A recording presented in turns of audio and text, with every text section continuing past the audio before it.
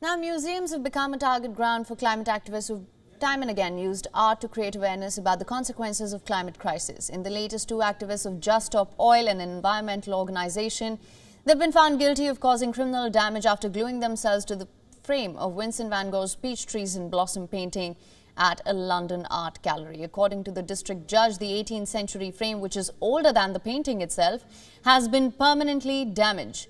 Well, these two activists are not the only ones who've been found guilty of causing disturbance in the country. In the UK, more than 30 climate activists are behind the bars, and most of the activists, all supporters of Just Stop Oil campaign, they were held on remand after being charged with causing public nuisance or conspiracy to cause public nuisance in relation to disruptive protests on the M25 motorway.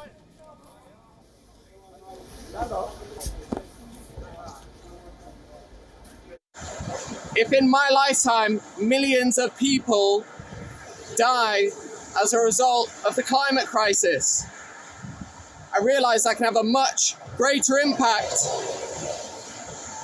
if I take up in civil disobedience. So that's why I'm standing over the M25 right now,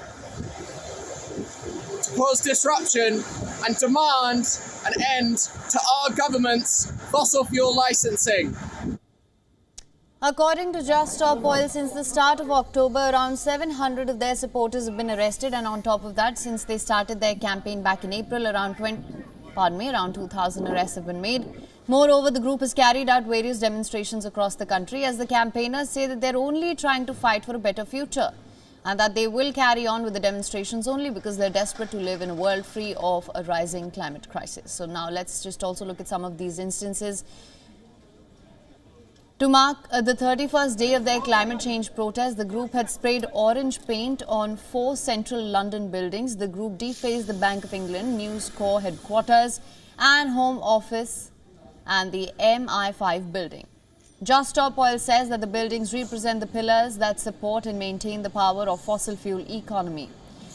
They've also thrown soup over Vincent van Gogh's painting named Sunflowers at London's National Gallery. Wearing the T-shirts bearing the name of the group, the two activists were pouring the soup on the painting. They then glued themselves to the wall. What is worth more, art or life? Is it worth more than food? Worth more than justice?